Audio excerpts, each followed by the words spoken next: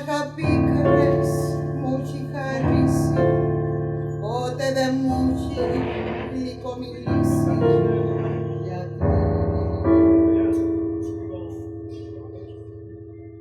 Έτοιμο το πουκάμισό μου? Ναι, έτοιμο. Τελειώνω με το φόρεμά μου και θα φύγουμε.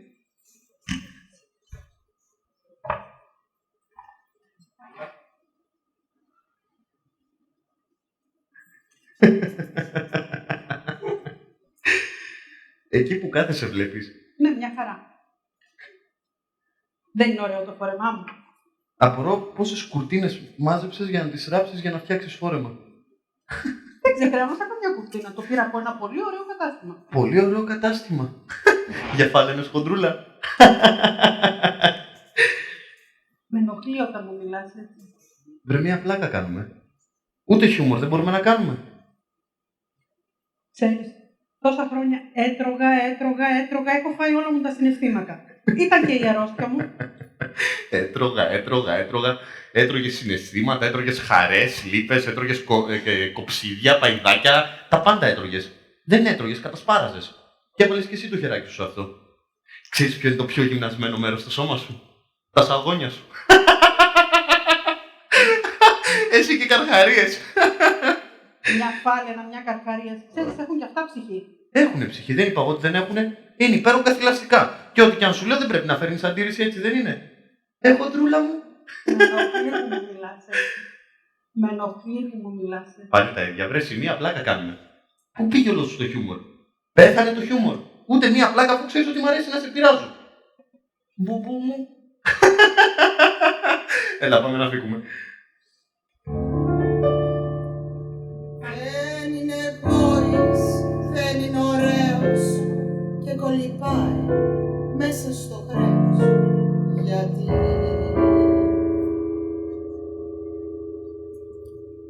Δύο λεπτά λίγο να τελειώσω τη γραβάτα σου και είμαστε έτοιμοι. Εδώ δεν έχουμε βρακή να φορέσουμε. Η γραβάτα μας μαράει. Έλα τώρα, τι είναι αυτά που λες? Σε γάμο πάμε, μη χανιέσαι. Τι να μην χαλιέμαι? Εγώ να μην χαλιέμαι? Εσύ πόσο χάλασες για αυτό το γάμο? Από την άδεια τα πήρα. Σε τιμή κόστους. Τι λες τώρα? Θέλω να μου πεις πόσα έδωσες για αυτή τη γραβάτα. Είμαι πάρα πολύ φτηνή. Με τις εκπτώσεις την πήρα. Ναι, την πήρες με τις εκπτώσεις από τη φίλη σου, που αυτή είναι η φίλη σου, θα έρθει και η φίλη αυτής της φίλης σου και η φίλη της φίλης αυτής της φίλης σου και θα είναι όλες αυτές με τους λεφτάδες, τους άντρες τους και εγώ θα νιώθω τελείως βλάκας. Είσαι ένας κούκλος. Δεν υστερείς σε τίποτα. Τι είναι αυτά που λες τώρα ξαφνικά? Μήπως να μην έρθω καλύτερα? Θα με αφήσεις μόνη μου. Σε παρακαλώ πάρα πολύ. Εγώ τι να κάνω με όλες αυτές τις φίλες σου? Θα είναι με τους λεφτάδες, τους άντρες τους που θα μιλάνε για χρηματιστήρια, για επενδύσεις, για διακοπές στις Άλπεις, για διακοπές στη Σουηδία. Εγώ τι έχω να πω? Με το τζιν και το φανελάκι θα έρθω. Κάθε χρόνο δεν πάμε διακοπές. Δεν πάμε στα καλύτερα ξενοδοχεία, δεν φροντίζω εγώ γι' αυτό. Τι υπερβολές είναι αυτές τώρα? Είπα εγώ ότι δεν φροντίζεις. Απλά φροντίζεις με τα δικά σου λεφτά και με τη δική σου δουλειά. Τι να κάνουμε, είσαι ένας δημόσιος υπάλληλος. Ναι, η καιρή είναι δύσκολη. Μόλις μπορέσεις εσύ, θα βοηθήσεις εσύ. Τώρα μπορώ εγώ και βοηθάω εγώ. Πότε να βοηθήσω? Θα έρθω με ένα τζιν και με ένα φανελάκι. Δεν έχω λεφτά να δώσω ούτε στα παιδιά στο γάμο. Δεν έχω λεφτά ούτε για τσιγάρα. Τώρα έτσι. Πάρε λεφτά, να πάρεις δώρο, πάρε και τα τσιγάρα σου και άντε πάμε να φύγουμε λοιπόν.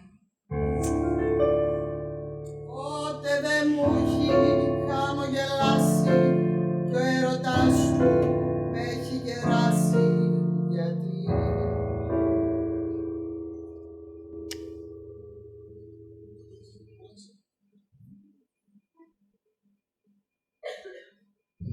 Τι ωραίος που είσαι πάντα. Εγώ το φοράς που κάμισο. Τι θα βάλεις? Αυτό. Καινούριο τώρα το πήρα. Πώς φαίνεται? Πάρα πολύ, πάρα πολύ. Ρε αγάπη μου, το κοίταξες. Καλό, ωραίο. Δεν έχει πολύ ωραίο πούστο. Ωραίο που το έχει, αλλά έτσι πριν θα κρυώσεις. Ρε αγάπη μου, αυτό σε νοιάζει ότι θα κρυώσω? Τι να με νοιάζει. Θα έρθεις εσείς πάλι. Κοίτα, υπάρχει τρόπος να δυναμώσουμε λίγο το ανασωπητικό μας. Πάλι τα ίδια. Έλα ρε αγάπη μου, τελευταία φορά που κάναμε έρωτα είχαμε χριστουγεννιάτικο δέντρο στο σαλόνι. Ωραία, αγάπη μου, σε 2 ώρες είναι ο γάμος και θες κάθε φορά 5 ώρες να ντυθείς. Σε μισή ώρα θα είμαι έτοιμη. Έλα λοιπόν, μόλις κάπνισα και βρωμάω καλύτερα. Δεν με πειράζει εμένα. Πειράζει εμένα. Αγάπη μου. Τι βρε αγάπη μου και αγάπη μου. Πάλι τα ίδια. Πάλι τα ίδια. Κάθε φορά τα ίδια. Δεν έχει σταματήσει πλέον καν να με κοιτάς σαν γυναίκα. Μου σπάς τα νεύρα. Σαν τι σε κοιτάω, σαν κομμωδίνο. Ξέρω κι εγώ. Βγαίνουμε και ούτε καν καταλαβαίνουμε ότι είμαστε ζευγάρι. Ούτε καν μια αγκαλιά δεν με παίρνεις. Το ίδιο. Να, άλλα, ορίστε. Καλή αγκαλιά. Τέλεια. Ο αδελφός μου αγκαλιάζει καλύτερα, βέβαια. Άντε, τι σου, πάμε να φύγουμε. Και με βαριέται και μ' αλεσπάει και μου τα παίρνει και με χτυπάει. Γιατί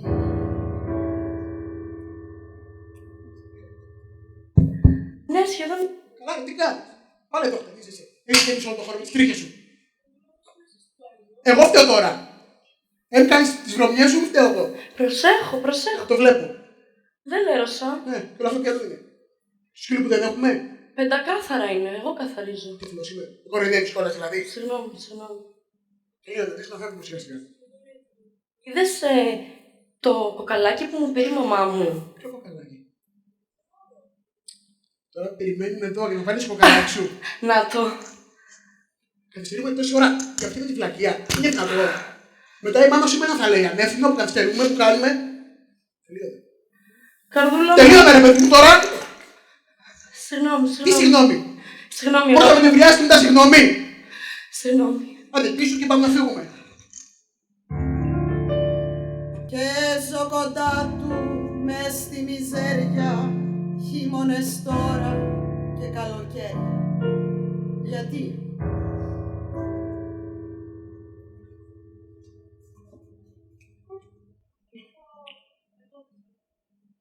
Θα στα έκανε πολύ καλή. Εσύ εκεί, πεπέμενες, θα στα κάνει φιλινάδα σου. Σταμάτα, παιδάκι μου, να κλαις, θα χαλάσει το μακιγιάζ σου. Τι σημασία έχει πως είναι το μακιγιάζ μου. Δεν θέλω να παντρευτώ. Έλα, βρε κοπέλα μου. Είναι η μέρα του γάμου. Έχεις άγχος. Είναι πολύ φυσιολογικό. Όλες τα περάσαμε. Δεν ακυρώσαμε εδώ και το γάμο.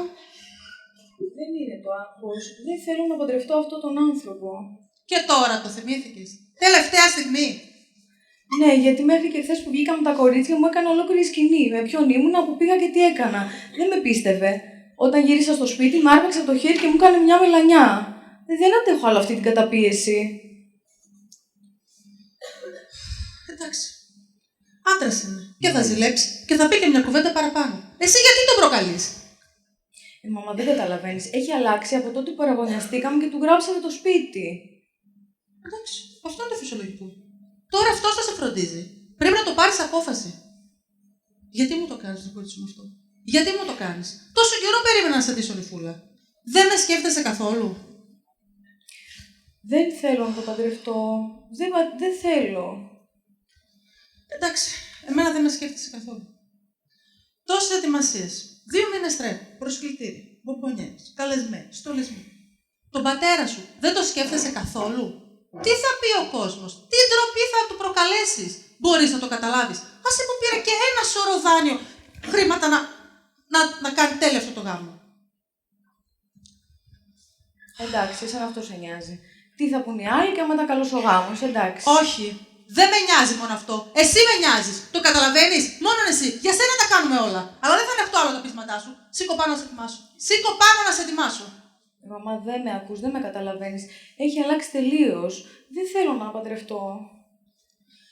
Μάνα σου είμαι και ξέρω. Ξέρω ποιο είναι το καλό σου. Σταμάτα τις βλακίες. Σήκω πάνω. Από μικρή έτσι αντιδραστική και πεισματάρα. Σήκω να σε ετοιμάσω. Δεν με ακούς. Δεν με αγγίζει. Δεν με κοιτάζει καν. Δεν είναι αγάπη αυτό. Είναι κάτι σαν μίσος. Είναι η αγάπη αλλιώς.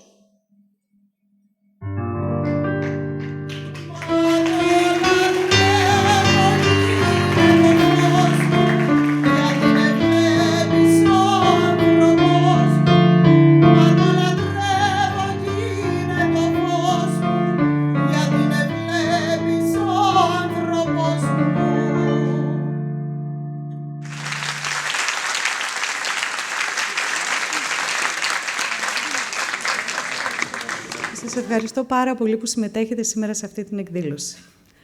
Αυτό που μόλις παρακολουθήσαμε ήταν ένα μικρό ψυχόδραμα. Δηλαδή αφήσαμε την ψυχή μας να κάνει δράση. Και καλό θα ήταν να αφήσουμε όλα τα συναισθήματά μας ανοιχτά, να δράσουν και να μην αντιδράσουμε, μπλοκάροντας. Είδαμε μορφές κακοποίησης. Ξεκινήσαμε από λεκτική, περάσαμε στην οικονομική, σωματική, σεξουαλική και κλείσαμε με οικογενειακή. Πολλές φορές η κακοποίηση δεν είναι ορατή. Δηλαδή δεν χρειάζεται στη λεκτική κακοποίηση να ακούμε να βρίζουνε, δεν χρειάζεται στη σωματική να βλέπουμε ξύλο, δεν χρειάζεται στην οικονομική να μπερδεύουμε με τη σωματική κρίση, με την οικονομική κρίση. Άρα λοιπόν, όσο κρυφό και να είναι, πάντα αφήνει μια πληγή, ένα τραύμα, το οποίο φαίνεται. Είτε συνειδητά είτε ασυνείδητα η γυναίκα το κουβαλάει πάντα μαζί της. Πολλές φορές είναι πολύ δύσκολο να περιγράψει κάποιος μια μορφή βίας, ίσως γιατί δεν την καταλαβαίνει. Ο μόνος τρόπος για να καταλάβει κάποια γυναίκα ότι κακοποιείται, είναι να συνειδητοποιήσει ότι καταπατούνται βασικά της δικαιώματα, η ελευθερία της, το δικαίωμά της, όχι απλά να είναι ελεύθερη, να ζει απενοχοποιημένα. Ως αποτέλεσμα, η κακοποίηση δημιουργεί τόσο σωματικές όσο και ψυχολογικές δυσλειτουργίες και αυτό, όταν γίνεται επαναλαμβανόμενο, διαρκεί μια ζωή. Η κακοποίηση μπορεί να πάρει πολλές μορφές, να ντυθεί με πάρα πολλά πρόσωπα. Ανάλογα με το πότε συμβαίνει και πού, σε ποιο περιβάλλον και από ποιον, παίρνει και το ανάλογο όνομα. Όταν είναι μέσα στην οικογένεια, είναι ενδοοικογενειακή, άσχετα αν υπάρχει γάμος ή όχι, μπορεί να είναι και ένας ερωτικός σύντροφος. Όταν στον επαγγελματικό χώρο, είτε από συνάδελφο είτε από εργοδότη, είναι επαγγελματική. Και μπορεί να συμβαίνει και σε ένα δημόσιο χώρο, είτε από γνωστό είτε από άγνωστο άτομο της γυναίκας, όπως στο δρόμο, στο πανεπιστήμιο, στο σχολείο, οπουδήποτε. Η κακοποίηση, λοιπόν, είναι η λεκτική όταν έχουμε υβριστικά σχόλια ή και υπόγεια με χαμόγελο, όπως είδατε. Η σωματική, όταν υπάρχει κακοποίηση στο σώμα, είτε με ξύλο, αλλά είτε και απλά με μια απειλή. Η οικονομική, όταν βία παίρνει κάποιος τα λεφτά μιας γυναίκας, αλλά και όταν δεν της δίνει τα απαραίτητα. Ψυχολογική, που αυτό σημαίνει ότι την εκβιάζει ύπουλα, ειρωνικά και πάντα χωρίς να γίνεται αντιληπτό. Και η συναισθηματική, η οποία υπάρχει σε όλα. Υπάρχουν και άλλες μορφές βίας. Δυστυχώς, που όμως η βάση τους είναι αυτές που είπαμε προηγουμένως. Στις μικρότερες ή στις μεγαλύτερες ηλικίες, μορφή βίας θεωρείται και η παραμέληση, όταν δηλαδή εξαρτάται το μικρό ή το μεγάλο άτομο από κάποιους ανθρώπους, είτε ως φροντίδα, είτε ως οικονομικό, είτε ως απλά ενδιαφέρον.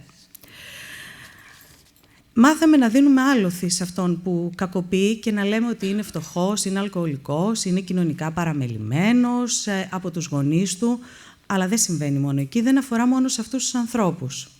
Σίγουρα ο θήτης, όταν ήταν μικρός, είχε κακοποιηθεί είτε από τους γονείς του, είτε από τους σημαντικούς για αυτούς ανθρώπους. Σίγουρα έχει υπάρξει μάρτυρας κακοποίησης και σίγουρα έχει μάθει να το αναπαραγάγει. Είναι συνήθως οι άνθρωποι που κακοποιούν, ανώριμοι, εξαρτητικοί, με έντονα αισθήματα ανεπάρκειας και χαμηλής αυτοεκτίμησης. Η παρανοϊκότητα και ο σαδισμός είναι κύρια χαρακτηριστικά της προσωπικότητάς τους και επίσης είναι πάρα πολύ αυξημένα. Ζηλεύουν παθολογικά, είναι καχύποπτοι, είναι επιθετικοί και είναι επικριτικοί στις πράξεις των άλλων. Μπορούμε να πούμε ότι ασυνείδητα αισθάνονται ότι είναι αδύναμοι και έτσι λοιπόν, θέλοντας να κρύψουν αυτή τους την αδυναμία, ξεσπούν πάνω στη σύντροφο, σαν να της λένε ότι κοίτα να δεις, δεν είμαι εγώ αδύναμος, είσαι εσύ και έτσι χρησιμοποιώ αυτή μου τη δύναμη να στο κάνω. Με αυτόν τον τρόπο λοιπόν η επιθετική συμπεριφορά του άντρα το μόνο που έχει ως σκοπό είναι την ταπείνωση της γυναίκας, τον εξευτελισμό της και ουσιαστικά την καταπάτηση του βασικότερου δικαιώματός της ελευθερίας. Η κακοποίηση έχει πολύ μεγάλη πιθανότητα να συμβεί όταν ο άντρας νιώθει απειλημένος ή ματαιωμένος είτε μέσα στη δουλειά του είτε στο κοινωνικό του περιβάλλον. Έτσι, μεταθέτει την επιθετικότητα και την ανασφάλειά του που δέχεται από το περιβάλλον του στη σύντροφό του. Από την άλλη πλευρά, τα θύματα, οι γυναίκες, έχουν σαν κύρια χαρακτηριστικά της προσωπικότητάς τους την εξαρτητικότητα και την αμφιθυμία. Είναι γυναίκες μορφωμένες, εργαζόμενες, έξυπνες, όμορφες και όχι αυτό που φανταζόμαστε φτωχές και κακόμοιρες. Έχουν συχνά πολύ χαμηλή αυτοεκτίμηση και πολλές φορές υποφέρουν από κατάθλιψη και ενοχές.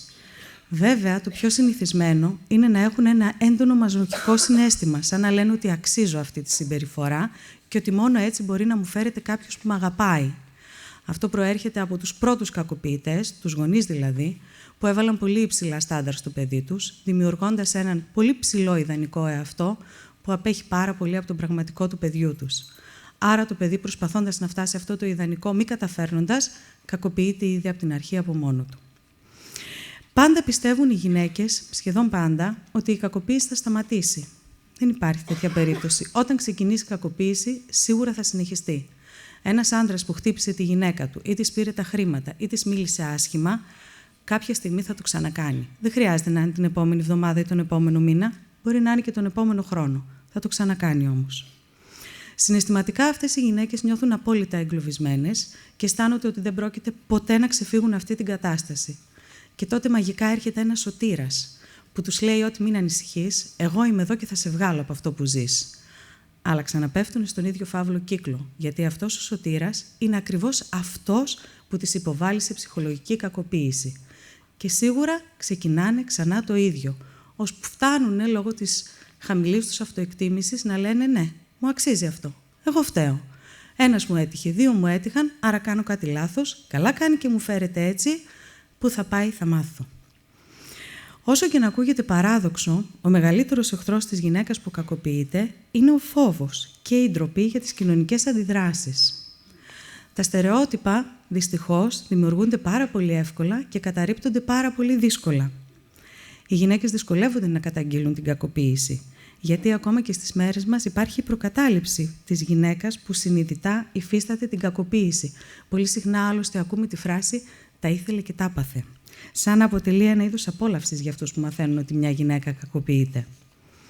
Από την άλλη, όταν μια γυναίκα προσπαθήσει να εγκαταλείψει τον σύζυγό της, αυτός γίνεται περισσότερο επιθετικός.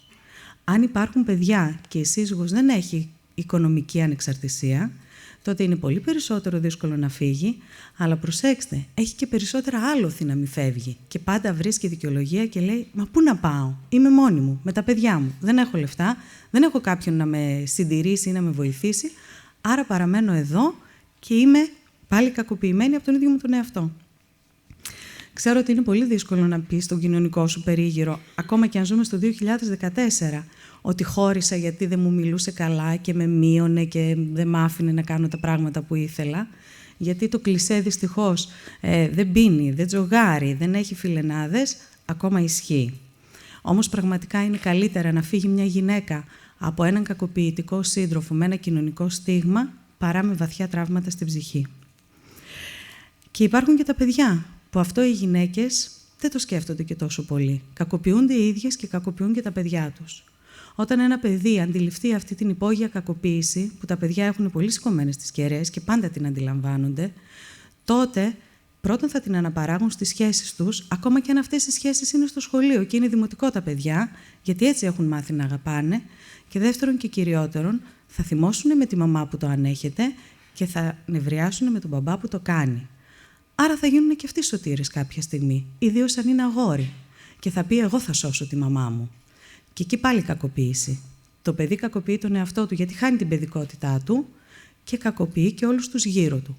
Φαύλος κύκλος. Πρέπει να σπάσει κάποια στιγμή και αυτό μπορεί να το κάνει μόνο η μάνα με το να σηκωθεί και να φύγει. Οι γυναίκες δυστυχώς είναι ακόμα τα κύρια θύματα της δημόσιας και ιδιωτικής βίας σε παγκόσμια κλίμακα. Το ζήτημα της κακοποίησης των γυναικών από τους συζύγους, τους εραστές, τους αδερφούς, τους πατέρες, τις μητέρες, τις αδερφές δεν είναι μόνο ένα γυναικείο θέμα, αλλά έχει ευρύτερες προεκτάσεις ψυχολογικές, ιατρικές, νομικές και κοινωνιολογικές.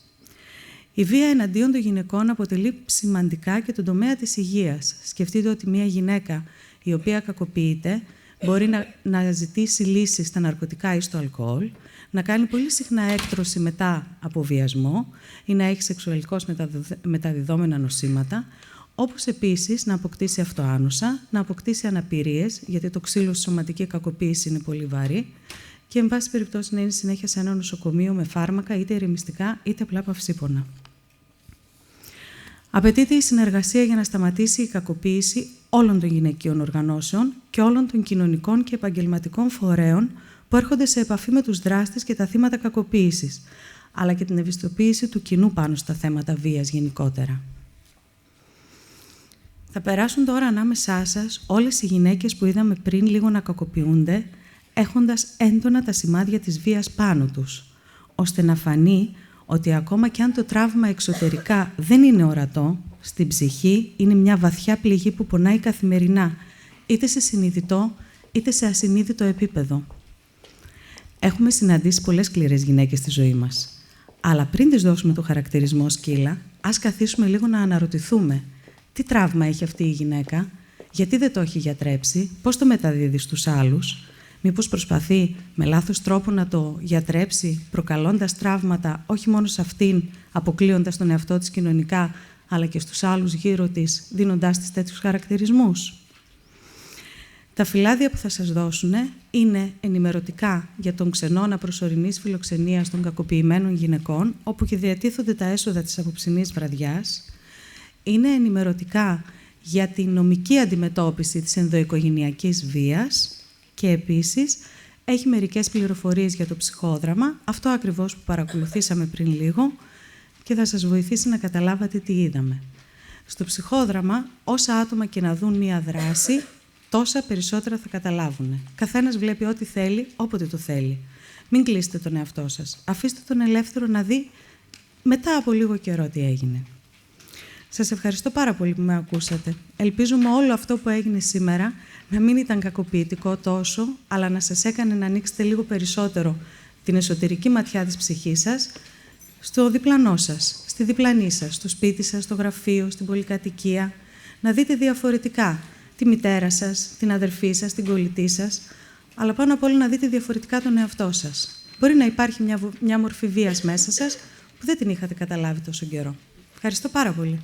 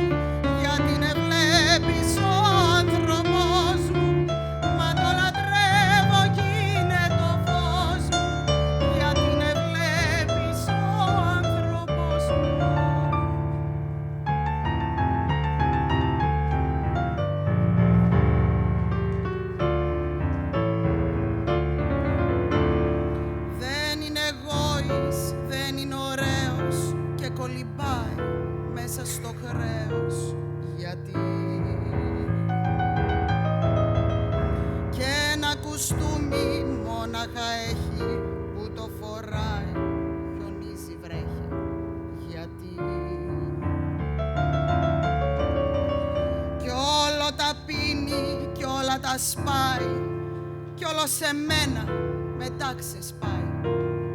Γιατί μα το λατρεύω κι είναι το φως μου, γιατί με βλέπεις ο άνθρωπος μου, γιατί με λέω κι είναι το φως μου, γιατί με βλέπεις ο άνθρωπος μου.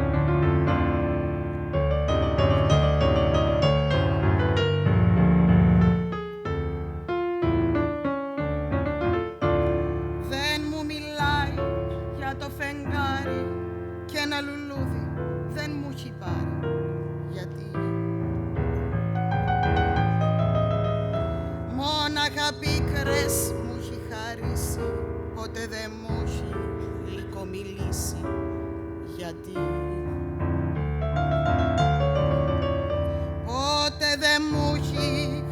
χαμογελάσει κι ο έρωτάς του με έχει γεράσει.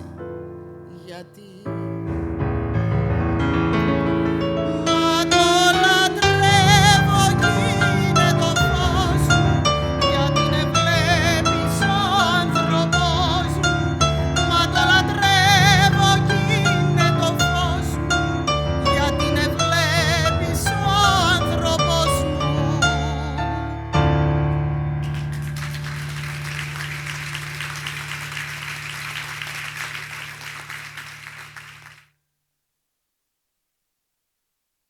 Φωτογραφία του γάμου.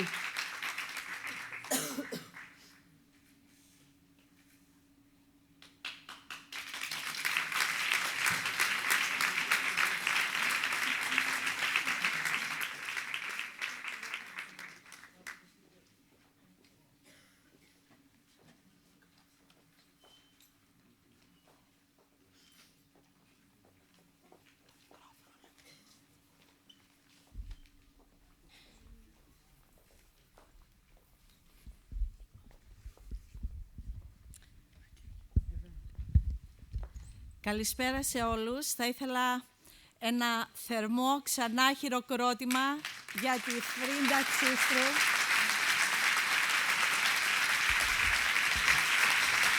Θα ήθελα εκ μέρους όλης της ομάδας στην οποία και ανήκω να εκφράσω δημόσια τις ευχαριστίες, την αγάπη και την ευγνωμοσύνη μας στη Φρίντα Ξίστρου, εμπνεύστρια όλης αυτής της διοργάνωσης. Φρίντα, σε ευχαριστούμε για το ταξίδι ψυχής που απολαμβάνουμε μαζί σου. Είμαστε έτοιμοι και για τα επόμενα αμέτρητα και ανεξερεύνητα.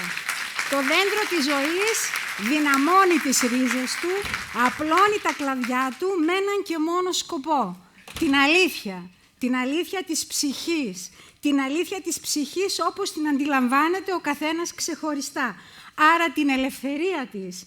Πέρα από συμβατικούς κανόνες, καταναγκαστικά πρέπει οριοθετημένα συναισθήματα και μακρινά κατάλοιπα και αποθυμένα. Σε ευχαριστούμε, η ομάδα της Τετάρτης.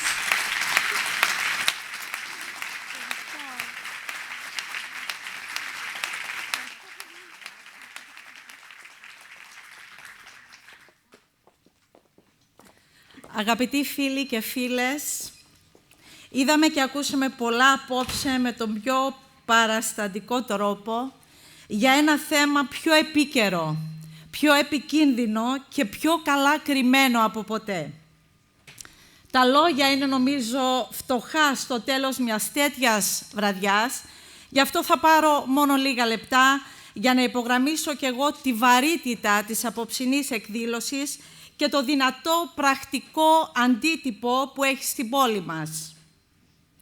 Είμαι η Μαρία Σταμάτη, είμαι δικηγόρος του HopSpot, Κέντρου Ελπίδας, εδώ στη Θεσσαλονίκη και είναι πραγματικά χαρά και τιμή μας να είμαστε εδώ σήμερα σε αυτή την εκδήλωση «Η αγάπη αλλιώς». Το HopSpot γεννήθηκε μέσα από τον προβληματισμό μιας ομάδας νέων παιδιών και νέων στην καρδιά. Και ο σκοπός του είναι να φέρει ελπίδα μέσα σε κάθε κατάσταση απελπισίας που συναντάει. Και το σύνθημα μας είναι να κάνουμε στους άλλους αυτό που θα θέλαμε να κάνουν σε εμάς. Μία από τις ανάγκες που έπεσε στην αντίληψή μας στη Θεσσαλονίκη ήταν η ανάγκη για να παρέχουμε ένα χώρο προσωρινής φιλοξενίας κακοποιημένων γυναικών. Για εκείνες τις κρίσιμες ώρες, τις κρίσιμες μέρες, πριν ολοκληρωθούν οι διαδικασίες εισαγωγής των γυναικών στον επίσημο ξενώνα φιλοξενίας που διατηρεί ο Δήμος Θεσσαλονίκης. Γιατί, ξέρετε, σε πολλές περιπτώσεις η ενδοοικογενειακή βία,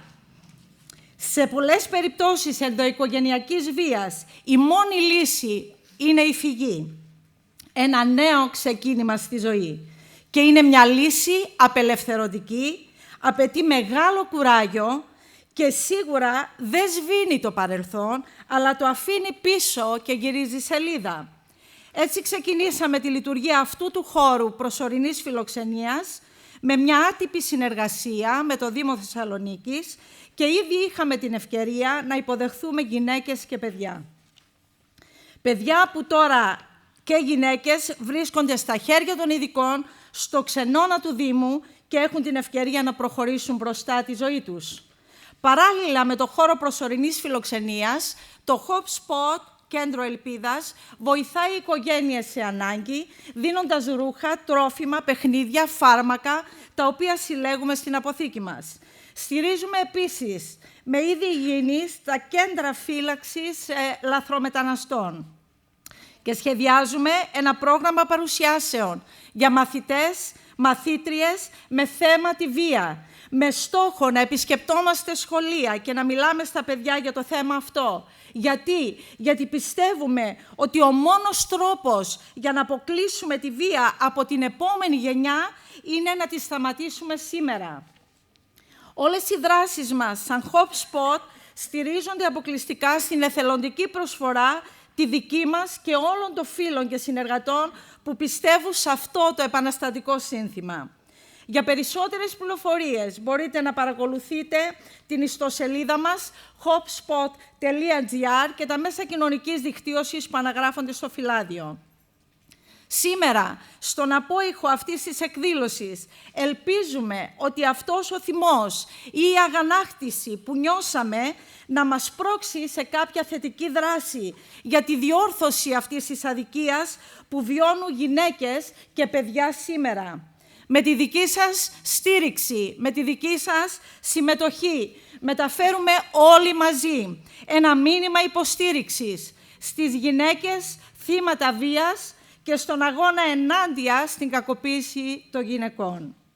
Ξέρουμε ότι δεν φταίνε μόνο οι κακοί για την αδικία και την εκμετάλλευση που υπάρχει γύρω μας, φταίνε και οι καλοί που δεν κάνουν τίποτα. Γι' αυτό είναι πρωτοβουλίες όπως η σημερινή και πραγματικά ευχαριστούμε τη Φρίντα Ξίστρου μέσα από την καρδιά μας και το δέντρο ζωής, όπως και η παρουσία όλων σας εδώ, που αποτελούν μεγάλη ενθάρρυνση και ενίσχυση για το έργο μας.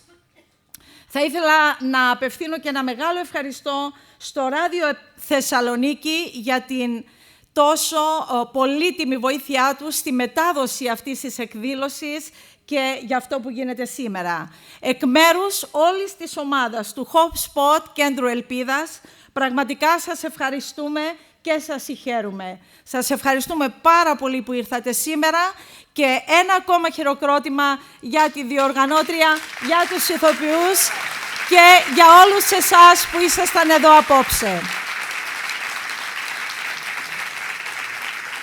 Όλη αυτή η παρουσία των ανθρώπων εδώ μας δίνει τη δύναμη να μπορούμε να πούμε ότι υπάρχει ελπίδα, ότι μπορούμε να σταθούμε ο ένας δίπλα στον άλλο. Και αν όλοι κάνουμε αυτό που μπορούμε, ο κόσμος μας μπορεί να γίνει καλύτερος. Σας ευχαριστώ πάρα πολύ.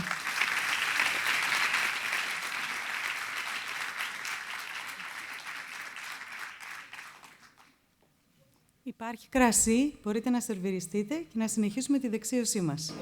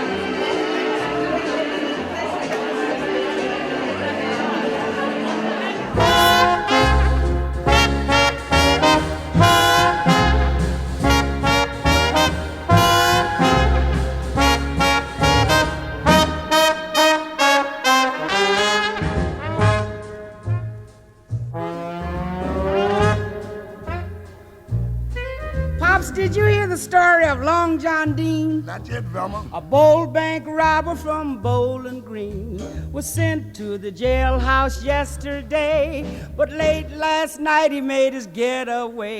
He was long gone from Kentucky, long gone. Ain't he lucky? Long gone. What I mean, a long gone John from Bowling Green.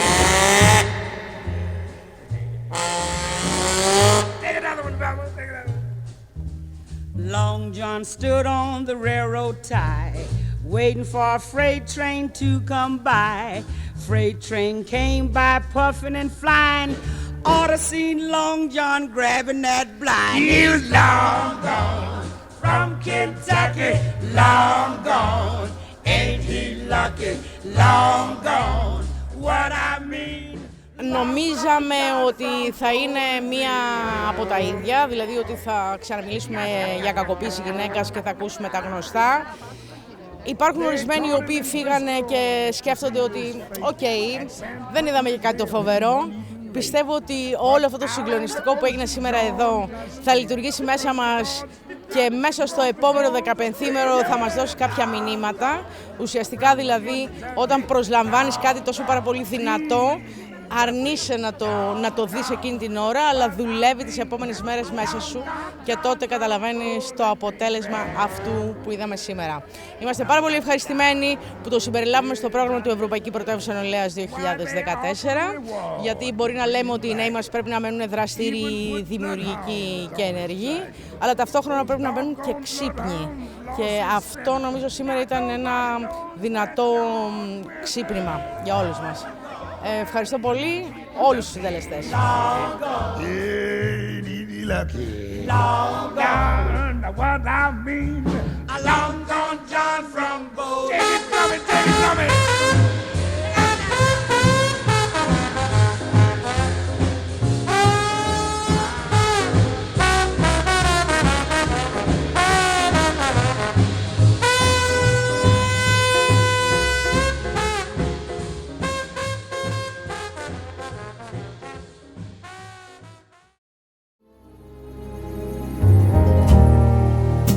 Georgia,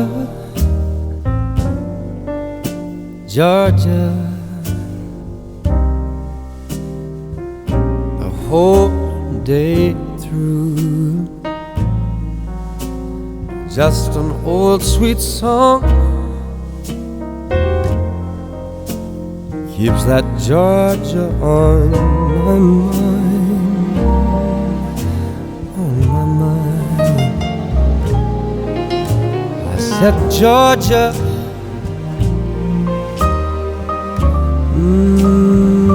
Georgia, a song of you comes as sweet and clear as moonlight through the pine. You know it does, baby. Other arms reach out to me.